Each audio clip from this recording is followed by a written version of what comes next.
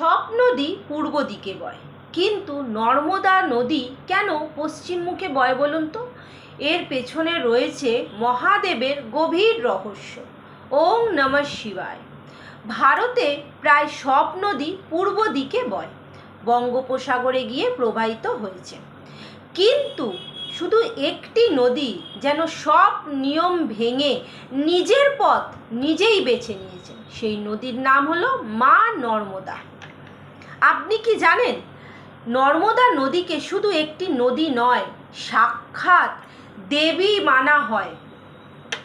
আর এই নদীর জন্মের সঙ্গে জড়িয়ে আছেন স্বয়ং দেবাদিদেব মহাদেব।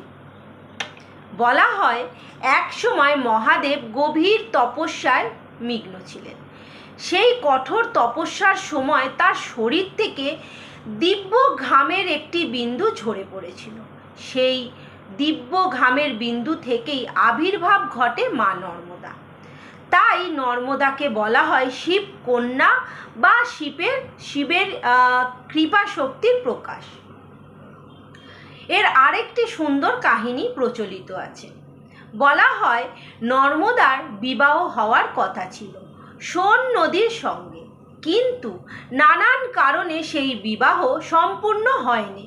তখন মা নর্মদা সংসারের বন্ধনে আবদ্ধ না হওয়ার, স্বাধীনতার থাকার একটা সংকল্প নেন। তাই তিনি অন্য নদীর মতো পূর্ব দিকে না গিয়ে নিজের ইচ্ছায় পশ্চিম মুখে প্রবাহিত হন। এই কাহিনী আমাদের কি শেখায় বলুন তো? স্বাধীনতা, আত্মবিশ্বাস এবং আত্মার শক্তি প্রকৃতির নিজের শক্তি হিসেবে তুলে ধরা হয়। এবার আসছি আধ্যাত্মিক মাহাত্ম্যে। গঙ্গায় স্নান করলে পাপ মোচন হয়, কিন্তু মা নর্মদার শুধু দর্শন করলেই পূর্ণ লাভ পাওয়া যায়। এর কারণ নর্মদাকে বলা হয় দর্শন মাত্রে পুণ্যাত্রাদি। নর্মদার তীরে পাওয়া বিখ্যাত কিছু শিবলিঙ্গ। বিশ্বাস করা হয় এই শিবলিঙ্গ মানুষের তৈরি নয়, স্বয়ং প্রকৃতি এবং মা নর্মদার স্রোতে যুগের পর যুগ পাথরকে ঘষে ঘষে শিবলিঙ্গের রূপ দিয়েছে। তাই নর্মদার নদীর শিবলিঙ্গ অত্যন্ত পবিত্র বলে মানা হয় এবং শিব পূজায় এর বিশেষ মাহাত্ম্য রয়েছে। আরও একটি গভীর বিশ্বাস রয়েছে, নর্মদা নদী থেকে যে উৎপন্ন হয়েছে পশ্চিম আরব সাগরে মিশেছে, এই পশ্চিমমুখী যাত্রাকে অনেক সাধক প্রকৃতিভাবে ব্যাখ্যা করেন। এটি জীবনের সাধারণ প্রবাহের বিপরীতে ঈশ্বরের দিকে এগিয়ে যাওয়ার পথ।